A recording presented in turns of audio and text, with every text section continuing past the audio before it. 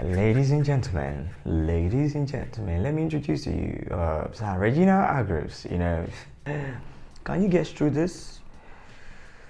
For peril is the matter at hand. I mean, that was whack. Umbrella Academy has failed, one of their own. It was a supernatural event that happened in October 1st, 1989, and there was 43 women that actually gave birth to 43 women gave birth to supernatural kids born with supernatural abilities, and all these abilities are what we kind of see that transcend through all the, throughout the movie. And now there's a particular psychopath, because I don't know what to say, because I'm going to call him psychopath. There's this kind of psychopath with monocle. I mean, he has this monocle that he used to use. So a monocular bizarre person actually intend to get 7 of these kids and actually adopt them, because he actually bought them from the mothers. I mean, who does that? Because these kids are supernatural, and I don't know how you kind of even know about it. Then you kind of come around into the scene. Do you want to sell it? Do you like to sell it? Then you kind of start buying all these kids from their mother, and this kid actually turned out to be supernatural being, and they all stay in the Umbrella Academy. Now, if you should ask me that how did Umbrella Academy come about, we kind of realized this in season 2 of the movie, when Sir Reginal Hargreaves, I think those years when he first actually came to America. When he came to America from England, then he kind of was moving around, and he saw an umbrella shop. Then he actually dashed into it, and actually from that, then he kind of buy the building. After getting the building, then all on the long run, it becomes the academy for the kids that got adopted on 1st of October 1989, all the 7 of the kids. I told you the kids all have supernatural powers, and it actually makes the film very pink. But this man is a psychopath with monocle. I mean, who wears all these things all the time? I mean, it's kind of very funny. Even this man is kind of total punkers, the way he does to the kids. He actually make them realize their power, but actually in a very, very harsh manner. And the kids, they don't know if to hate him or they don't know if to like him. They actually want a fatherly love from him, but sorry, they couldn't even get what they want. So he adopted these 7 kids with supernatural power. The themes around there kind of about loyalty to family, because their father was a total punkers, but they actually still pledge their loyalty to him. Kind of see the timelines that exist in the world, different timelines that actually exist in the world. I mean, as a particular world is existing here, so as another particular world is existing. It makes you look at the revolutionary stage of America, when America was actually when black oppression was actually at its peak. They actually kind of give us that kind of situations in 1963, because they actually went back in time. You kind of feel the old vibe, you feel the old lifestyle, the reggae and the kind of music they play around those years. And it's kind of very cool, because me myself, I actually like it. It's kind of historical in nature. You kind of look at it from power-based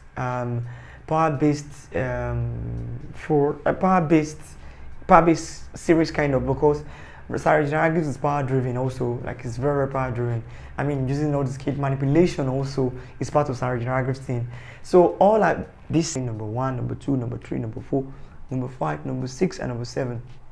Actually, we got to realize that number 6 died. I think they actually went to carry out an operation, because they are now a superhero in America that lots of persons even stand in their door to actually hail them whenever they come back from, saving people, because this is like a superhero movie too. Well, not totally superhero movie, but they actually Sir Reginal Hargreaves, who happens to be their father, actually make them save people. I mean, he believes he's bringing a new thing to America actually, but that was actually what the story is actually structured about. That was what Gerald Way, the writer of the novel and the writer of the totality of the story that we're talking about. And that was where he structured it to make Reginal Hargreaves because the same as God, to make him look as if he was actually, it was not really helping America per se, but he was using the kids to actually, should I say, up his own game, because it's Sir Reginal Hargreaves. I knew you'd show up eventually. Dad. You're alive. Why shouldn't I be? Yeah. Yeah, you're right. I'm just happy that we're home and The process of, together I think again. he went on a particular mission, then Ben died, and this man actually came back when they were doing the burial, and he was actually like lambasting the kids, like, you guys actually caused the death of number 6. Umbrella Academy is a very, very nice movie, and it was written by Gerald Way.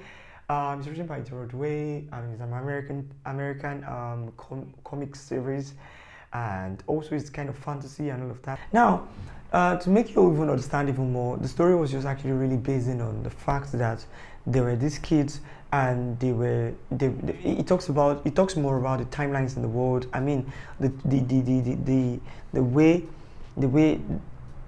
this current timeline is existing and another timeline is actually existing somewhere else, and we actually like are the characters that are actually playing in that kind of places also. I mean, the ground that we have not only existing in our own timeline, but we also existing in other timelines, probably our future self and our past self. So this is what this movie is actually really talking about, because you kind of start seeing that, okay, the world is actually kind of building what we can't even understand. And number 6 is not actually like Ben. Number 6 is not actually a character that we can actually touch or hold, but it plays the larger part of the movie also, because it kind of have this connection with Klaus. It talks to Klaus almost every time. They kind of talk, they do things together. It's not like they do things together per se, but you know, because Klaus has this evocation power. His evocation power actually makes him see Ben almost every time. They do see each other every time, because he kind of communicate with the dead people easily. So his dead brother Ben can actually like communicate with him so good. And Ben's power, let me start from Ben. Ben's power is oral. He can actually like spill out things from his body and actually like long. And if you've watched Fantastic Four, you can actually see that one that uses long and stretchy kind of. So Fantastic Four of 10 days, you know. So that's what I see when I see Ben's supernatural power. Luther has super strength. I actually don't know the sequence that the numbers follow and their name, but I actually know all their names. I mean, number five. Okay, before I talk about number 5, let me talk about Vanya. Vanya's power is sound absorption. Vanya can actually just hear things, little things, and actually convert it to a large energy to destroy things. Actually, she was one of those things. She's the main person that actually caused the cosmic effect of what happened in season 1 end.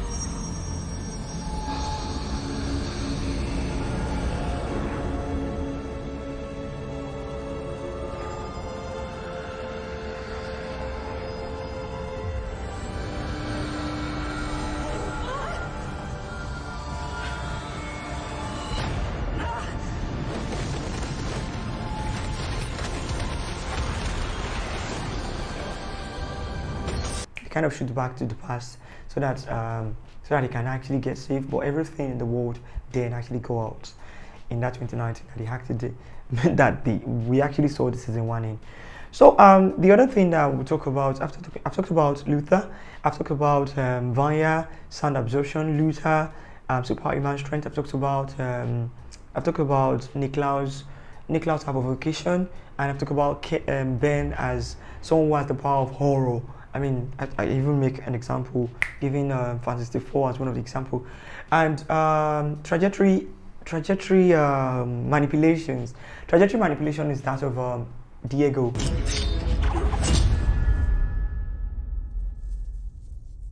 Nice shot, sweetie. Oh, fuck me. In season 2, who happens to later be his girlfriend. Her name is Lila. Her name is Lila. Lila actually mocks him because she believes his power is kind of ridiculous. I mean, when your own siblings are sound absorption, superhuman strength, mind manipulation, that's Allison. Mind manipulation and all of that, only you as objective trajection. I mean, who does that? Just throw knives and all of that. Doesn't really make no sense, but actually, like, it is the superhuman strength. The next person I'm going to talk about is Allison. Allison can actually manipulate your mind, and you kind of hear something like, I have a dream. Did I just say I have a dream? Oh, sorry. That's Martin Luther King. No, this is not 1963. I mean, this is 2019. Like, sorry, no, not I Have a Dream. Like, I mean, that's not what she said. That's not what she said. That's not what she said. She used to say, I heard a rumor. I heard a rumor. I heard a rumor you can't move. Yes.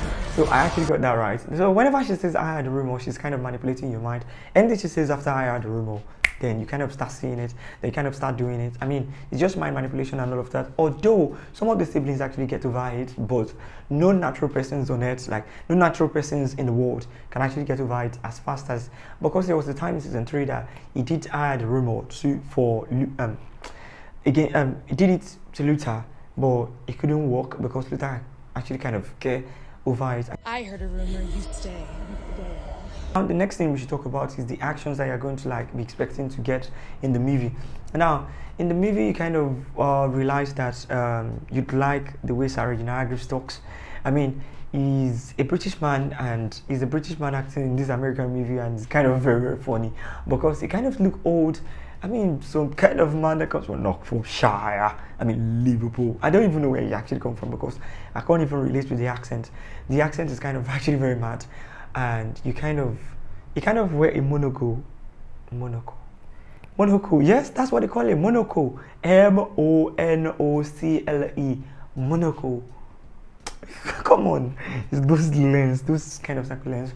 So now whenever he's talking like that, it's way funny. I mean, who does what he does? This man is actually very funny, and that's all about him. Like, it's not like he's actually funny, it's most timely serious. It's very, very serious whenever he's talking, and he used to cause his kids pain. You kind of love the way he talks. You kids, you cannot do it like that. You kids have to abide by my rules. My rules is not just to take you on the long run. And I did it badly, but don't worry, in the next video I'm going to like do it very, very alright. Now, the thing is, you kind of like this man very well, and he's a total punk. Sir Reginal Hargreaves, where he used to cause his kids pain. I mean, this is one of the reasons why the movie is actually very interesting. Fox and Hound. Best chippy in East London. Oh, I would murder for a spot of mushy peas right about now. So, how did you end up with this one? Oh, we met in a mental hospital. I have no doubt. Well, he might. And we got to realize in season 3 that this man is an alien on the long run. Oh my days. Oh my days, you've not seen season 3. No, kind of, what are you waiting for? Go and see. We're waiting for season 4 already. So, for the new persons that just want to started, don't worry, you're going to really love it. Just kind of try to like forget everything I say, then start watching it. Because that's what I do, like whenever I get a review from someone or something, like kind of try to forget it, then I start all over again so that I can actually just remember anything. Now, you like Nicholas' attitude. Now, Nicholas is a very, very stupid person. Like, according to his character in the movie, he's a total punk ass. I mean, I can't really say total punk ass because he's kind of a loving character that you probably wouldn't like at first, but on the long run you kind of start seeing that you kind of develop a likeness for Nicholas.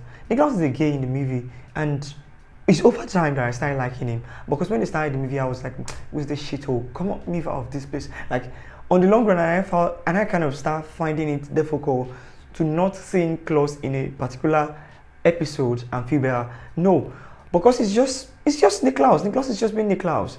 I mean, I said Nicholas. I mean Klaus. No, not Nicholas in originals. They don't even have the same attitude. Okay, talk about Nicholas in originals. I mean, they kind of have like this opposing notions. I mean, opposing way of life, because that particular Nicholas is wicked, saucy, is stringent and all of that, protective. But this particular Nicholas is vulnerable. This Klaus that we're talking about in Umbrella Academy is vulnerable, is Figuring that one out. Again? Yes, again. so who again? Okay, Allison is just too saucy. I mean, Allison is being Allison. She's an actor. Because people used to like her, kind of hide under that as a pretext for doing something bad. Because people like her, then she used that pretext to do something bad. I mean, Allison is Allison. Allison is actually very cool and sweet to be with. She's the only sister, because Divaya, that was the second sister, to the Umbrella Academy later actually became Victor in season 3 because he actually transgender and become a guy now named Victor. So that was about Victor. Victor joined the guys, and the only person that we can actually refer to as their sister in season 3 in season 3 was just only Allison. I should not forget 5. I mean, 5 is a total funkers. His power is teleportation. He can actually teleport from a particular place to another. Actually, like, you can actually time travel and all of that. But in season 3, they actually brought another person called Lila. Lila is one of them that actually has like their power. But something about Lila is that Lila kind of mimic people's power. I'm a little less likely to kill me in my sleep. We're learning so much about each other.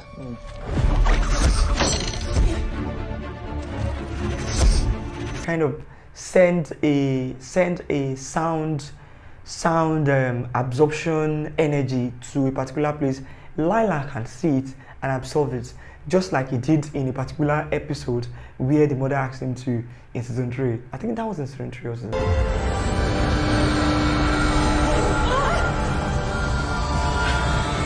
So number 5 has actually been a particular character to reckon with throughout the movie.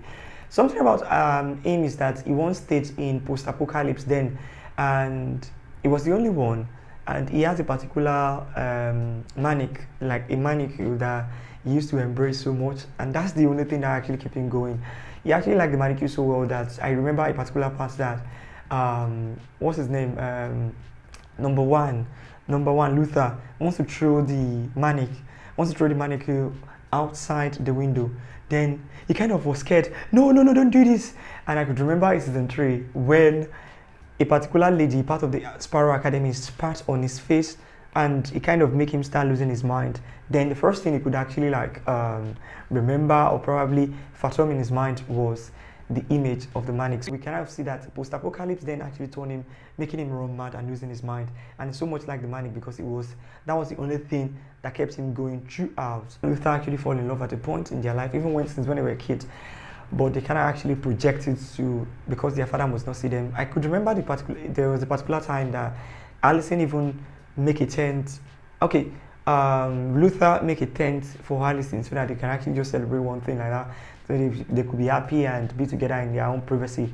But their father actually bossed them up and he shouts on them, and they kind of obey him, and they couldn't do that again. They couldn't even come closer to each other again for a while. It's because it's kind of interesting. But please, what I would just tell you is that please try your possible best to actually see the episode 1 and episode 2, because every season that you just start is kind of always boring from the beginning. I mean, no one knows that Peaky Blinders is going to turn out to be that, but can you see what it actually turned out to be? Now we are actually just even waiting for. I could remember I was crying when Atipoli, when she died in real life. R.I.P. to her. And I shall see you around whenever I want to do the mimicking part, because I intend on mimicking probably like 5 characters in the movie. Mimic them. I will learn their voice because I kind of feel like I have the skill to mimic people. So I'm going to try to mimic their sounds and try it. Are you just a new person coming around? You should do well to click the subscribe button, and we'd really like you to do so. Thank you very much, and do subscribe to this YouTube channel. I shall see you around next time. Bye for now. Bye.